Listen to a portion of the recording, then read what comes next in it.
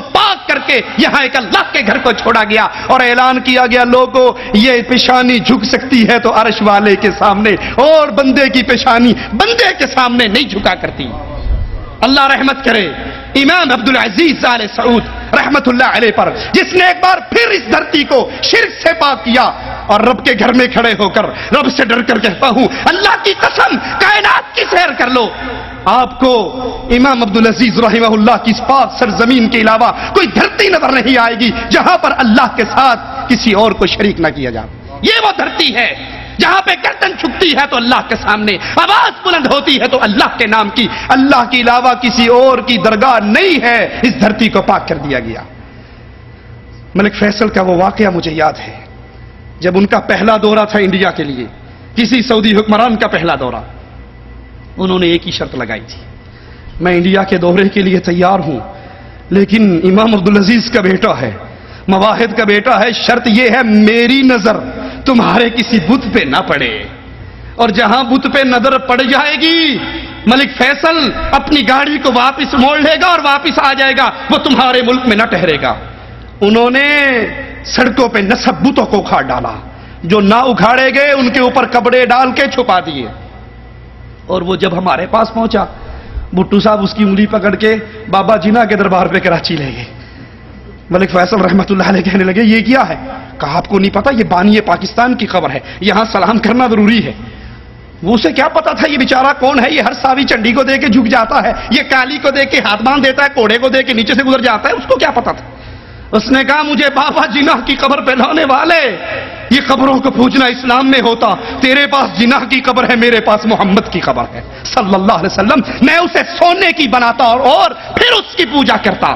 واپس چلو، مواحدوں کا بیٹا مشرکوں کی اڈوں پر نہیں آیا کرتا۔ ارے محمد سے نہیں کہا تھا صلی اللہ علیہ وسلم؟ ایک صحابی نے 200 اونٹ ذبح کرنا چاہتا ہوں مقام بوانا پر، پہلا سوال میرے نبی کا کیا وہاں پر کسی دور میں کوئی دربار تو نہیں تھا، کوئی بت تو نہیں تھا، بتوں کی پوجا تو نہیں تھی وہاں پر کوئی میلہ تو شریف نہیں لگتا تھا؟ صحابی نے کہا نہیں۔ پوچھنے کا مقصد کیا ہے؟ اب تو اللہ کے لیے کر رہا ہے، دیکھنے والا کہہ سکتا ہے شاہ صاحب دی یاد تازہ ہو رہی، یہ فلاں حضرت کی یاد تازہ ہو رہی۔ اگر وہاں پر اپنا صحیح کبھی پرانے زمانے میں کوئی قبر، کوئی دربار، کوئی عرس تھا تو محمد وہاں پہ ذبح کرنے کی اجازت نہیں دیتے۔ مولانا صاحب وہاں پر پہنچے اور گدی نشین نے مولانا طارق جمیل کے بارے میں کہا کہ میں نے صاحبزادہ حفیظ الرحمان بریلوی کی تقریر سنی اور مولانا طارق جمیل کی تقریر سنی، ایک بریلوی کی تقریر سنی، ایک دیوبندی حضرت کی تقریر سنی، مجھے ان دونوں کے درمیان حد دیوار، فاصل، بننا، کہتا یہ بڑے لفظ ہیں، مجھے تھوڑی سی بننی بھی نظر نہیں آئی۔ فرمایا انہوں نے جو عشق رسالت اور محبت اولیاء میں ڈوبی ہوئی تقریر فرمائی، ایسے محسوس ہو رہا تھا کہ کاش کے رسول تقریر کرو۔ حضرت مسجد الہلانی نے جو آخر پر تبصرہ فرمایا، جو فیصلہ فرمایا، کہنے لگے کہ میں نے صاحبزادہ حفیظ الرحمان صاحب کی تقریر سنی ہے، میں نے طارق جمیل صاحب کا بھی خطاب سنا ہے، ایک ہوتا ہے حد فاصل، دیوار، پہاڑ، بننا، مجھے تو ان دونوں کے درمیان ایک بنی بھی نظر نہیں آئی۔ اور اگر یہی تبلیغی مشن ہے ہمارا بھی اور ان کا بھی، تو پھر کیوں نہ ایسا ہو کہ کسی ایک ہی پلیٹ فارم پر اللہ اور کالی کبری والے کو یاد کر لیا جائے۔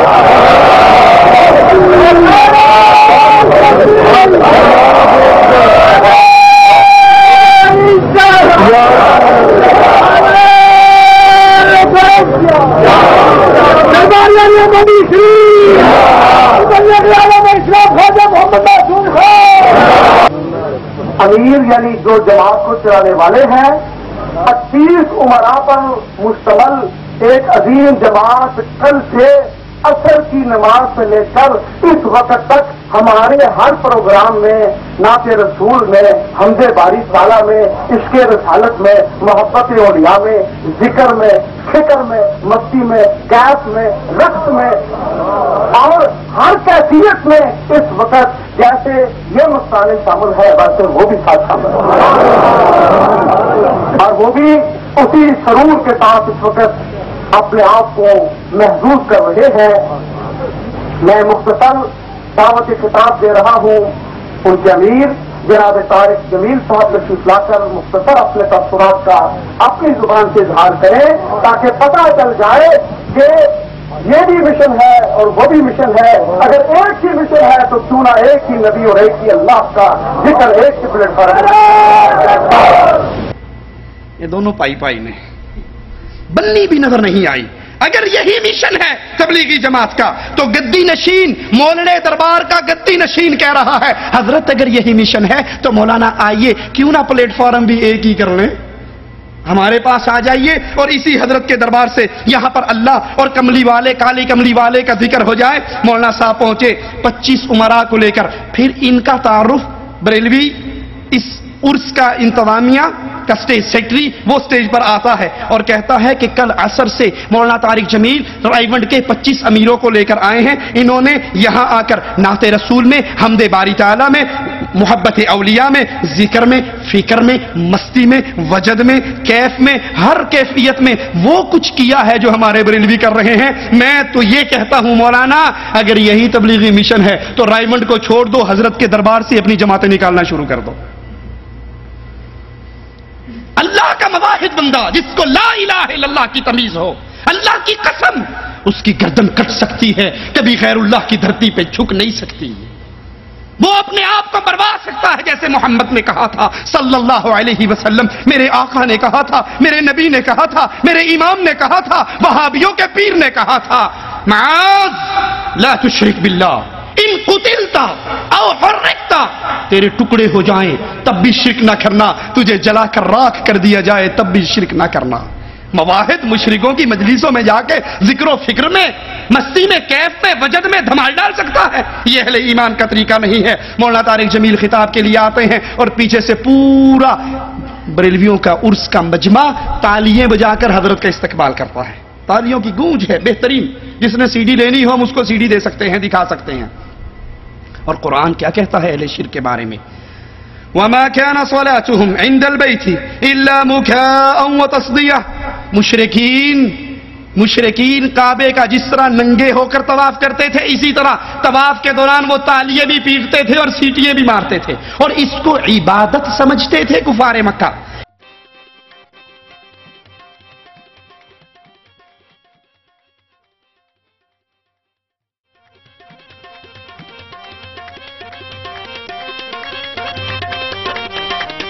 سرکار فرماندے نے پاویں کوئی شیعہ ہے, پاویں کوئی سنی ہے, پاویں کوئی وہابی ہے, جیڑا کوئی دمال نہیں پا رہا وہ علی پاک دا منکر ہے. جیڑا علی پاک دا منکر ہے سرکار کہندے نے, میں سرکار نوری پوری والے دی قسم کھا کے کہنا کہ او دی حشر نو بخشش نہیں ہونی. میں دعویٰ کر کے کہنا سرکار کہندے او دی کدی بخشش نہیں ہونی جیڑا دمال نہیں پائے گا. ان تالیوں کے بجانے کو, ان سیٹیاں مارنے کو کفار مکہ عبادت سمجھتے تھے. آج جائیے درگاہوں کی منظر کو دیکھ لیجئے, وہاں بھی صوفیہ جوہلا ڈھول پیٹ رہے ہیں, چمٹے بج رہے ہیں, تالیاں بج رہی ہیں. جیسے مولوی طارق جمیل کے آنے پر تالیاں بجائے گی.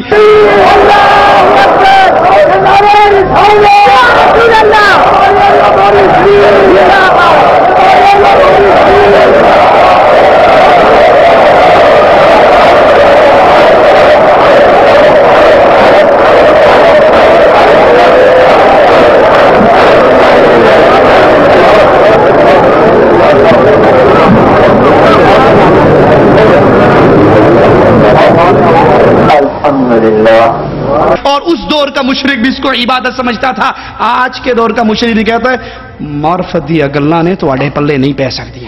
اللہ ایسی عقل ہمیں دے ہی نہ جس میں تالیاں عبادت بن جائے. یہ عقل اللہ دشمن کو بھی نہ دے جو اتنی سی بات نہیں سمجھ سکتا کہ اللہ کے دین کی مجلس, لا الہ الا اللہ کے ذکر کی مجلس کے اندر یہ عمل مسلمانوں کا عمل نہیں ہو سکتا.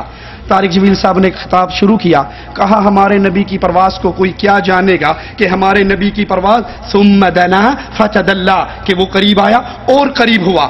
کہ اللہ اور رسول معراج کی رات اتنے قریب ہو گئے جتنا 2 کمانوں کا راستہ رہتا ہے.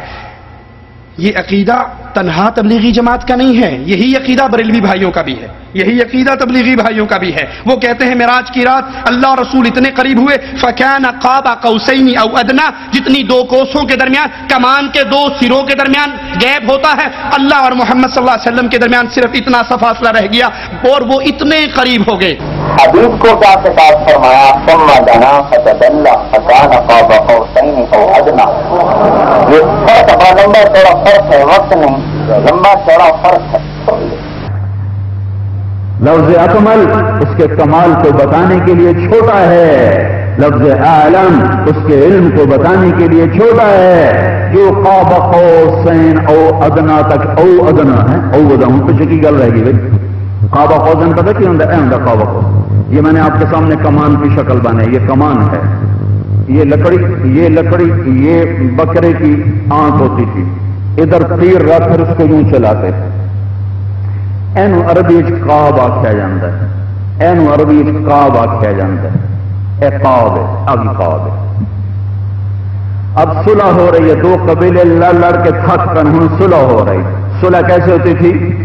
دو سردار آ کر اپنے کمانوں کو ایسے ملاتے تھے، اے قاب ہو گئی، اے قاب ہو گئی، اے بھی قاب، اے بھی قاب، اے آ کے رل گئے۔ دیکھ رہے ہو نا؟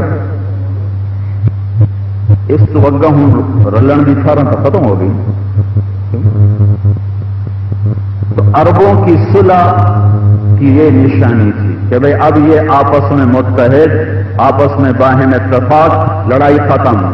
اب میرا اللہ یوں کہتا ہے ثم دنا فتدلى فكان قاب قوسين، یہ تو ہو گیا قاب قوسین، اور ابو اللہ کھجندہ او ادنا، اس سے بھی زیادہ میرا محبوب میرے قریب ہو گیا۔ ہوں یہ ترجمہ میں کتوں کرا، یہ تعبیر میں کتوں لیا؟ ساری دنیا عاجز ہے اس راز سے، نہ اللہ کے نبی نے پردہ اٹھایا اور نہ لوگوں میں سننے کی سکت اور طاقت تھی۔ نعوذ باللہ ثم نعوذ باللہ۔ اس دعوے کو بیان کرنے سے پہلے ہم اس ملنگ کی بات کو دہرانا مثال کے طور پہ صحیح سمجھیں گے۔ جس کو کسی نے کہا تھا بھائی تو نماز کیوں نہیں پڑھتا؟ اس نے کہا جی بات کرتے ہو، قرآن میں آیا یا ایھا الذین آمنوا لا تقربوا الصلاۃ، ایمان والے نماز کبھی نیڑے بھی نہ جایا جائے۔ اس نے کہا آگے تو پڑھ لو وانتم سکارا، جب نشے کی حالت میں ہو، کہنا ان تے عمل کر لیں گے پھر ویکھاں گے۔ اگر یہی فَكَانَ قَابَ قَوْسَيْنِ أَوْ أَدْنَىٰ ان پوری آیات کو پڑھ لیا جائے تو رب محمد کی قسم معاملہ صاف ہو جائے گا اور مسئلہ سمجھ آ جائے گا۔ آئیے ذرا سنتے ہیں قرآن کیا کہتا ہے۔ وَمَا يَنطِقُ عَنِ الْهَوَىٰ، اور نہ وہ اپنی خواہش سے کوئی بات کہتے ہیں، إِنْ هُوَ إِلَّا وَحْيٌ يُوحَىٰ، وہ تو وہی بات کہتے ہیں جو صرف ان تک وہی اتاری جاتی ہے۔ وہ وہی اتارتا کون ہے؟ قرآن کی آیات ہیں، سنیے غور کیجیے۔ عَلَّمَهُ شَدِيدُ الْقُوَىٰ، اسے پوری طاقت والے فرشتے نے سکھایا ہے۔ ذُو مِرَّةٍ، جو زور آور ہے۔ فَاسْتَوَىٰ، وہ سیدھا کھڑا ہوا۔ وَهُوَ بِالْأُفُقِ الْأَعْلَىٰ، وہ بلند آسمانوں کے کنارے پر تھا۔ ثُمَّ دَنَا فَتَدَلَّىٰ، یہاں طارق جمیل صاحب فرما رہے ہیں اللہ رسول اکٹھے ہو گئے، قریب ہو گئے، ایک دوسرے کے ساتھ ساتھ ہو گئے، اور قرآن بتا رہا ہے نہیں یہ جھوٹ ہے۔ ثُمَّ دَنَا فَتَدَلَّىٰ، یہاں تو ذکر جبرائیل علیہ السلام کا ہے کہ وہ قریب ہوا اور اتر آیا۔ فَكَانَ قَابَ قَوْسَيْنِ أَوْ أَدْنَىٰ، بس دو کمانوں کے بقدر فاصلہ رہ گیا، بلکہ اس سے بھی کم ہو گیا۔ پھر یہاں یہ چپ کر کے اگلی بات نہیں بتاتے، قرآن کی اگلی آیت مسئلے کو کھول رہی ہے۔ فَأَوْحَىٰ إِلَىٰ عَبْدِهِ مَا أَوْحَىٰ، بس اس نے اس اللہ کے بندے کو پیغام پہنچایا۔ یہ جبرائیل ہے جو نبی کے قریب ہو رہا ہے، نبی کو پیغام دے رہا ہے، اور محمد کریم صلی اللہ علیہ وسلم فرماتے ہیں میں نے جبرائیل کو 2 مرتبہ اس کی اصلی شکل میں دیکھا ہے، اور 1 مرتبہ میں نے اس کو معراج کی رات پہ دیکھا۔ طارق جمیل صاحب فرماتے ہیں کہ نبی نے عرشوں پہ جا کر اللہ سے باتیں کی، عرش پہ پہنچ گئے، عرش پہ بیٹھ گئے، اور پھر عرش پہ جا کے اللہ سے باتیں کی۔ اسی کے ذمن میں ایک اور بات کہ میرا بھائیو ولی کو پہچانتا ہے، ابدال کی پرواز کو نہیں پہچان سکتا۔ ابدال کی پرواز دیکھتا ہے، قطب کی پرواز نہیں دیکھ سکتا۔ قطب کی پرواز دیکھتا ہے، قطب الافاق کی پرواز نہیں دیکھ سکتا۔ قطب الافاق قطب الافاق کی پرواز دیکھتا ہے، غوث کی پرواز نہیں دیکھتا۔ غوث کی پرواز دیکھتا ہے، نبی کی پرواز نہیں دیکھ سکتا۔ نبی کی پرواز دیکھتا ہے، خاتم الانبیاء کی پرواز نہیں دیکھ سکتا۔ اور اپنے نبی کو صرف اللہ نے جانا اور کسی نے نہیں جانا، حدیث کا ترجمہ ہی نہیں ہو سکتا۔